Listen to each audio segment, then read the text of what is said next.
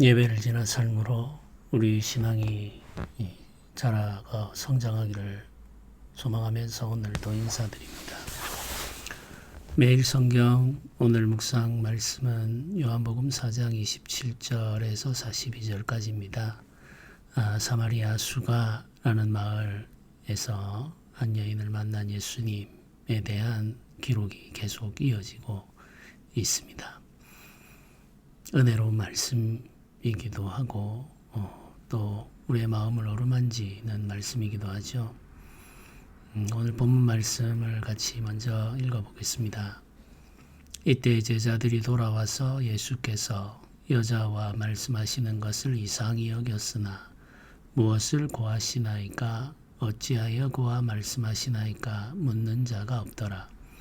여자가 물동이를 버려두고 동네로 들어가서 사람들에게 이르되 내가 행한 모든 일을 내게 말한 사람을 읽어보라.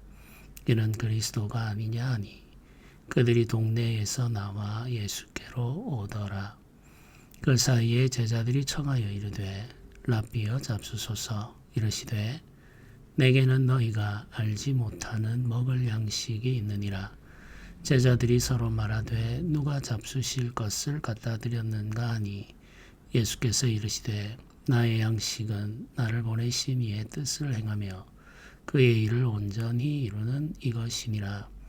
너희는 내 넉 달이 지나야 추수할 때가 이르겠다 하지 아니하느냐. 그러나 나는 너희에게 이르노니 너희 눈을 들어 밭을 보라. 희어져 추수하게 되었도다.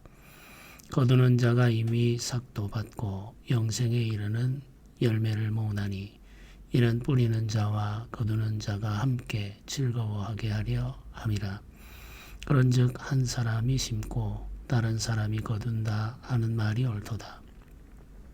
내가 너희로 노력하지 아니한 것을 거두려 보내었노니 다른 사람들은 노력하였고 너희는 그들이 노력한 것에 참여하였느니라. 여자의 말이 내가 행한 모든 것을 그가 내게 말하였다 증언하므로 그 동네 중에 많은 사마리아인이 예수를 믿는지라. 사마리아인들이 예수께 와서 자기들과 함께 유하시기를 청하니 거기서 이틀을 유하시매 예수의 말씀으로 말미암아 믿는 자가 더욱 많아 그 여자에게 말하되 이제 우리가 믿는 것은 내 말로 인함이 아니니 이는 우리가 친히 듣고 그가 참으로 세상의 구주신 줄 알미라 하였더라. 아멘. 오늘 우리가 읽은 이 본문의 말씀은 두 이야기가 겹쳐 있죠. 사마리아 여인이 자신이 사는 동네로 돌아가서 사람들에게 예수님에 대해서 말하고 그들이 그 말을 듣고 믿었다고 하는 내용이 전반부와 후반부에 배치되어 있습니다. 그런데 그 사이에 예수님과 제자들 사이에서 주고받은 대화가 끼어져 있죠. 독특한 구조를 가지고 있습니다. 먼저 사마리아 여인이 자신의 이웃들에게 한 일을 먼저 살펴보죠. 이때 제자들이 돌아와서 예수께 여자와 말씀하시는 것을 이상히 여겼으나 무엇을 구하시나이까 어찌하여 그와 말씀하시나이까 묻는 자가 없더라. 이렇게 오늘 본문은 시작하죠. 그리고 이어서 곧장 사마리아 여인에 대한 이야기를 말합니다. 여자가 물동이를 버려두고 동네로 들어가서 사람들에게 이르되 이렇게 시작하죠. 여기에서 우리가 주목해 보아야 할 것은 여자가 물동이를 버려두고 동네로 들어갔다 이렇게 말합니다. 자신의 물동이를 버려두었다라고 하는 것은 그녀가 하고 있는 이 행동이 굉장히 긴급하게 이루어졌다라는 의미죠. 서둘러 가기 위해서 그녀가 소중히 지고 온 물동이를 버려두었습니다. 물을 깃기 위해서는 물동이가 필요하죠. 자주 물을 길러 오지 않으려면 한 번 물을 기를 때 가능한 많은 물을 길어가야 됩니다. 그녀는 자신의 힘이 닿는 최대한으로 많은 물을 담기 위해서 가능한 큰 물동이를 선택했겠죠. 그녀가 물을 담아서 옮길 수 있는 가장 큰 물동이를 선택해서 우물을 찾아왔던 거죠. 이 물동이는 그녀에게는 너무나도 소중한 물건 중에 하나입니다. 목마름을 해결하기 위해서는 반드시 필요한 가재도구 중에 하나죠. 그런데 이 물동이를 버려두고 동네로 들어가서 사람들에게 말합니다. 물동이를 버려두었다라고 하는 것은 그녀가 급히 움직였다는 의미이기도 하고, 또 한 가지는 그녀의 관심사가 변화되었다는 의미이기도 하죠. 그녀는 자신의 목마름을 어떻게 해결할 것인가에 집착하며 살아왔습니다. 그런데 그것을 잊어버릴 정도로 이 사마리아 여인에게 변화가 생긴 거죠. 물동이를 버려두고 급히 동네로 돌아가서 이 여인이 한 일이 무엇인가 사람들에게 말했다는 겁니다. 네, 이건 역시 그녀에게 일어난 놀라운 변화입니다. 불행한 과거를 가지고 있는 이 여인, 의지할 남편이 없는 여인이죠. 이 여인은 5번이나 6번이나 남편을 바꾸어야 할 정도로 불우하고 불행한 삶을 살아왔습니다. 그래서 속을 터놓고 이야기할 수 있는 이웃이 없었죠. 철저히 소외되어 살아가는 이름이 없는 여인인 것이죠. 이 여인에게 그 성은 고립의 장소입니다. 사실 주변에 많은 사람들이 있습니다마는 그들로부터 자신을 숨겨야 했고 그들의 눈길이 부담스러워 피해 다녀야 했죠. 얼굴을 마주 대하며 웃으며 이야기하는 사람들과의 관계라고 하는 것은 그녀에게는 소망에 불과한 것이죠. 이루어지지 않을 소망이죠. 그런데 그녀가 사람들에게 가서 말을 하고 있습니다. 엄청난 변화이죠. 사람들과 마주하는 것조차 두려워 사람들이 우물에 모이지 않는 한낮에 물동이를 들고 홀로 물을 기르러 왔던 여인인데, 이 여인이 사람들에게 가서 자신이 먼저 말을 걸고 있습니다. 무엇이 여인을 변화시켰는지 우리는 알고 있죠. 근데 더 놀라운 것은 그 여인이 사람들에게 하는 말입니다. 여인이 사람들에게 이렇게 말합니다. 내가 행한 모든 일을 내게 말한 사람을 와서 보라. 이는 그리스도가 아니냐 하니, 이렇게 말합니다. 내가 행한 모든 일을 내게 말한 사람을 와서 보라. 이 여인이 내가 행한 모든 일이라고 말하면서 자신의 과거를 언급하고 있습니다. 지금까지는 감추어 왔던 이야기죠. 사람들은 이미 알고 있습니다. 이웃들은. 그럼에도 불구하고 이웃들과 그 삶에 대해서 말하고 싶지 않았습니다. 모두가 알고 있지만 숨기고 싶었습니다. 그런데 먼저 그녀가 말을 합니다. 내가 행한 모든 일, 나의 과거, 나의 고통스러운 과거, 나의 힘겨웠던 삶에 대해서 나에게 말한 사람이 있다. 그 사람을 와서 보라. 그는 그리스도다. 이렇게 지금 증거하고 있는 거죠.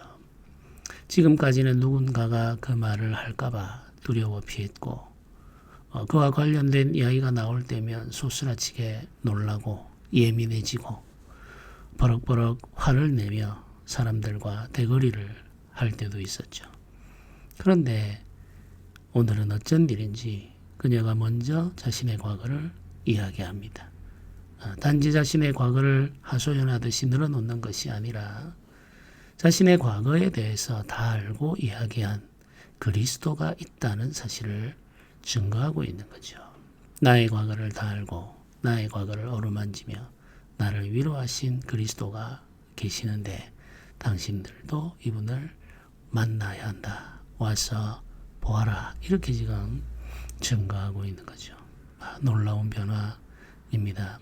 어둠 속에 있던 사람이 빛 가운데로 나와 자신의 모든 것을 드러내어 놓고 이제야말로 자유를 경험하고 있는 모습을 보게 됩니다. 근데 더 놀라운 것은 소외되어 있고 완전히 은폐되어 살던 이 여인의 말을 듣고 마을 사람들이 예수님에게로 왔다는 이야기죠. 그 말을 듣고 사람들이 예수께로 왔습니다. 이 사람들이 와서 예수님을 믿게 되죠. 나중에 제자들과의 대화를 기록한 후에 이 39절 말씀에 이렇게 기록하죠. 여자의 말이 내가 행한 모든 것을 그가 내게 말하였다 증언하므로 그 동네 중에 많은 사마리아인이 예수를 믿는지라 이렇게 말합니다. 이 여인의 말을 사람들이 믿었다는 거죠. 그리고 이 사람들이 하는 말이 이렇습니다. 사마리아인들이 예수께 와서 자기들과 함께 유하시기를 청하니 거기서 이틀을 유하시매. 이 사마리아 사람들이 이 여인의 말을 듣고 예수님에게로 가서 예수님의 말을 듣고 예수님을 믿었죠. 거기에 멈추지 않습니다. 예수님에게 우리와 함께 머물러 계시면 좋겠다고 강청하죠.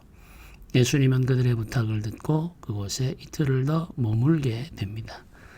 아랍비들은 잠시도 머물지 않을 장소, 가까이 하기조차 꺼리는 곳에서 예수님은 이틀을 머무시면서 그들과 함께 먹고 그들과 함께 자며 그들과 같은 음식을 나누면서 이야기를 계속 이어가게 됩니다. 이틀 동안 수많은 이야기들을 주고받았겠죠. 하나님 나라 복음에 대해서 예수님께서 증거하실 뿐만 아니라 각 사람이 가지고 있는 마음의 상처와 고통에 대해서 어루만져 주셨습니다.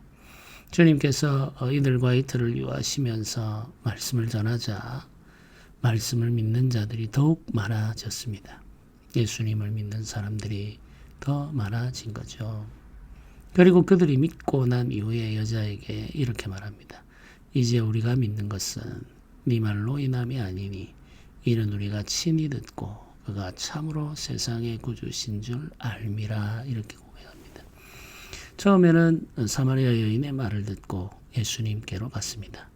예수님을 직접 만나 그분의 음성을 들은 후에는 예수님의 음성을 듣고 믿게 되었죠. 이제 더 이상 이 여인의 증언을 의지하지 않는 거죠. 우리가 직접 보고 직접 듣고 보니 진짜 그리스도이시구나. 우리가 이제 그분을 직접 목격하여 그분을 믿게 되었다. 이렇게 지금 고백하고 있습니다. 우리가 누군가에게로부터 말씀을 전해받을 수 있습니다. 목사가 전하는 말씀을 듣고 또 그 말씀의 은혜를 경험할 수도 있죠. 근데 우리가 진정으로 나아가야 할 자리는 우리가 직접 주님의 말씀을 듣고 그 말씀으로 말미암은 은혜를 누리는 것입니다. 예배하는 시간에 하나님께서 세우신 말씀의 종들을 통해 주시는 은혜가 있습니다. 복이죠. 그러나 거기에 머물러 있어서는 안 됩니다. 우리가 직접 주님의 말씀을 읽고 우리가 직접 그 말씀 속에서 하나님의 음성을 들으며 그 말씀의 위로, 그 말씀의 풍성함, 그 말씀의 능력을 경험해야 됩니다. 목사가 하는 일은 이 여인이 하는 일과 같습니다. 목사가 하는 일은 믿는 사람 한 사람 한 사람 이 사람들을 예수 그리스도에게로 안내하는 것이죠. 예수 그리스도를 직접 만나고 예수 그리스도의 음성을 직접 듣고 예수 그리스도와 직접 동행하도록 도와주는 사람이 목사이고 전도자이죠. 복음을 전하는 성도들이 있습니다. 한 사람을 전도해서 교회로 인도하죠. 그때 우리가 주의해야 될 것이 있습니다. 우리가 교회로 인도한 그 사람을 나의 곁에 붙들어 두려고 해서는 안 됩니다. 그 영혼은 나의 영혼이 아니라 주님의 영혼이죠. 그 영혼이 나를 만나기 위해서 교회에 온 것이 아니라 예수님을 만나기 위해서 교회에 온 것입니다. 새 가족이 교회에 오게 되면 친구가 생기죠. 그렇게 친구가 되어 도와주게 되면 그 사람을 의지하게 됩니다. 근데 우리는 조심해야 합니다. 그 사람이 나를 의지하고 나에게만 의지하도록 해서는 안 됩니다.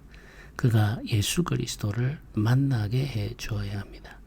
예수 그리스도를 만나고 예수 그리스도의 말씀을 읽고 말씀에 더 가까이 나아가며 그 말씀 속에서 참된 위로와 진리를 경험할 수 있도록 초대해야 됩니다.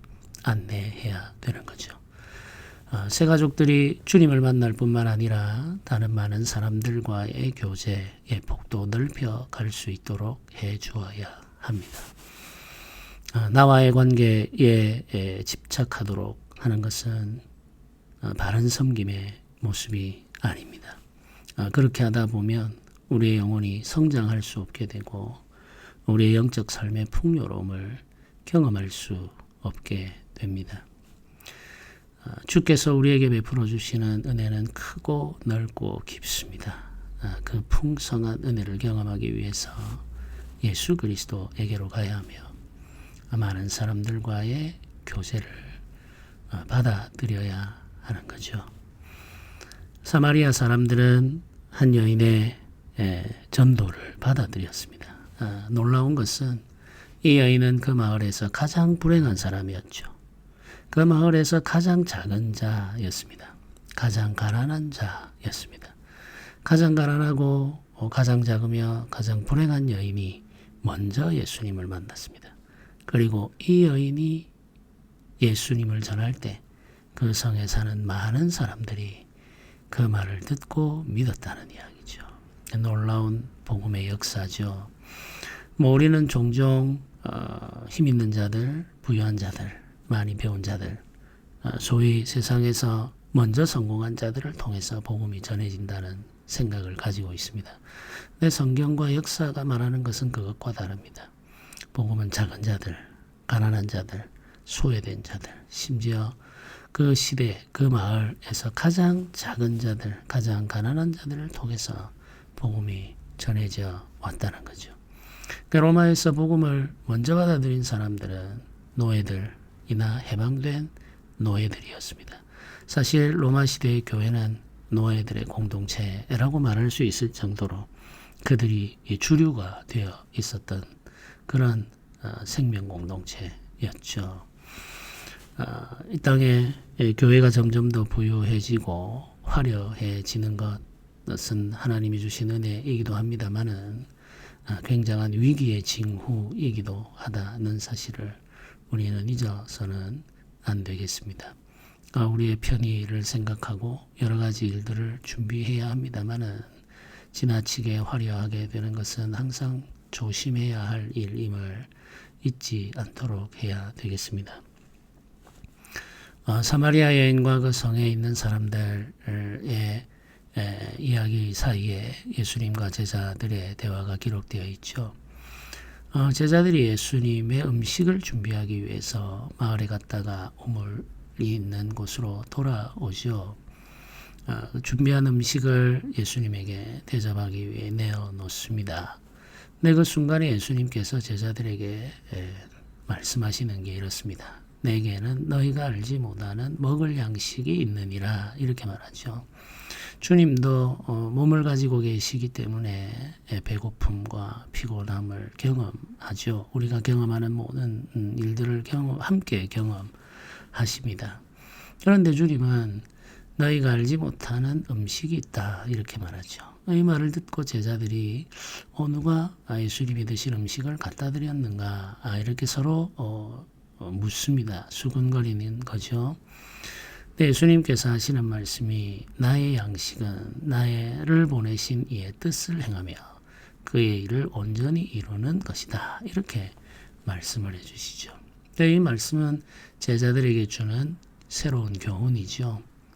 제자들의 인식의 지평, 하나님 앞에서 우리가 무엇을 위해 살아가야 하는지를 알려주는 가르침이죠. 많은 사람들은 먹고 살기 위해 일합니다. 먹는 것은 너무나도 중요하죠. 먹는 것은 우리 삶에 필요로 하는 기본적인 것들을 대표하고 있죠. 더 잘 먹기 위해서, 더 좋은 집을 갖기 위해서, 더 안락하기 위해서 우리는 일을 하죠.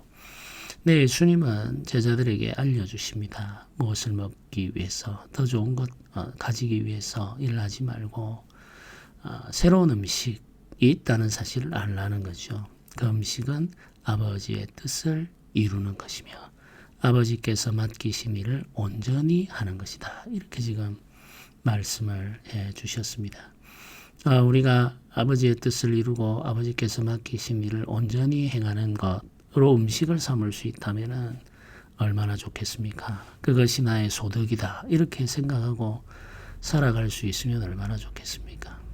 우리가 이 땅에서 살면서 아버지의 뜻을 행하고 그 아버지께서 맡기신 일을 다 이루는 것조차 어려울 뿐만 아니라 더한 것은 우리는 그렇게 행할 때 거기에 맞는 적절한 보상이 이루어져야 한다고 생각하고 그 보상은 더 많아지기를 원하는 거죠. 그런 욕심을 우리가 기본적으로 다 가지고 있습니다. 내가 이렇게 열심히 봉사했는데 하나님 나에게 주신 것이 이게 전부입니까? 라는 불평이 우리 마음속에 생길 때가 많죠.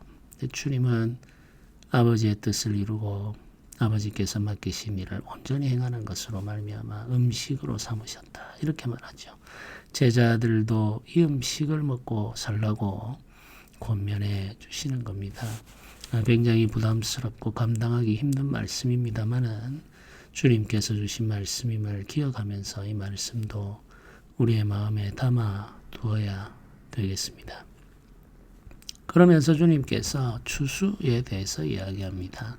추수는 음식될 것들을 수확하는 행위를 말하죠. 추수에 대해서 말하면서 하시는 말씀이 희어져 추수하게 되었도다. 이렇게 말하죠. 희어져 추수하게 되었도다. 영적 추수를 말합니다. 사마리아에서 영혼들을 얻게 되었음을 주님께서 알려주시는 거죠. 추수하게 되었도다. 하나님 나라가 임했고 복음이 지금 곳곳에 증거되고 있으니 버려진 땅 소외된 곳 사마리아 이곳에서도 하나님께로 나오는 백성들이 구원받고 있다는 사실을 제자들에게 알려주고 있습니다. 이 영적 추수가 이루어질 때 함께 누리는 즐거움이 있음도 알려주고 계시죠. 씨를 뿌리는 자, 씨를 뿌리고 자라기를 바라며 기다린 자, 그리고 수확하는 자 모두가 다 함께 즐거워하고 기뻐하는 그 천국 잔치가 열리게 된다는 이야기죠.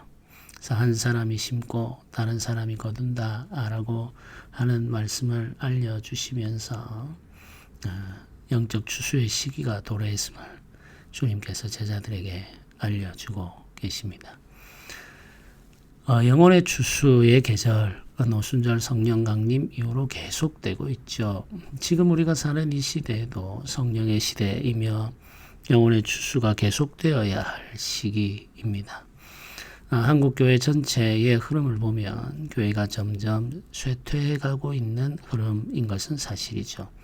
그것은 하나님 나라의 문제가 아니라 이 땅의 교회의 문제입니다. 교회가 하나님 나라를 온전히 드러내지 못하고 복음의 능력을 온전히 경험하지 못하기 때문에 나타나는 현상이죠. 그러나 지금도 추수의 계절입니다. 성령께서 일하고 계시며 또 일하기를 원하시죠. 성령께서 일하시는 일에 참여하는 교회를 찾고 계십니다. 한 영혼 한 영혼을 주께로 돌이키며 그 영혼들이 이 주의 나라를 경험하고 진실한 예수 그리스도의 제자가 되기까지 성장하기를 원하는 것이 성령 하나님의 간절한 탄식이며 소원이죠. 그 탄식과 소원을 듣고 반응하는 교회가 필요한 거죠. 우리 교회가 그런 교회가 되기를 바라고 소망하면서 오늘도 함께 기도합시다. 제자들에게 추수를 이야기하셨듯 오늘 우리에게도 추수를 이야기하십니다. 구원받아야 할 영혼이 지금도 곳곳에 있으며 낙심하여 길을 잃은 영혼도 우리 주위에 많습니다. 그 사람들을 주께로 돌이키는 것이 교회가 해야 할 일이며 길을 잃고 상처받아 방황하는 주의 백성들을 다시 교회 안에서 위로받고 안식하게 하며 평화를 누리게 하는 일도 우리가 감당해야 할 일이죠. 그 일을 잘 감당할 수 있도록 함께 기도하며 우리 교회를 든든하게 세워가는 하루가 되기를 주님의 이름으로 부탁드립니다. 함께 기도드리겠습니다. 은혜로우신 하나님 아버지 감사합니다. 우리가 주의 은혜로 믿어 구원받은 하나님의 백성이 되어 살고 있습니다. 우리가 매일의 삶을 살아갈 때 한없는 주의 은혜를 경험하게 하시고 주의 베풀어 주시는 위로를 누리게 하여 주옵소서. 아버지 하나님의 나라 그 풍성함을 경험하며 또 이웃들에게 나누기를 원합니다. 우리 교회도 영적 추수의 은혜, 영적 추수의 기쁨을 허락하여 주옵소서. 감사드립니다. 우리 주 예수님의 이름으로 기도드립니다. 아멘.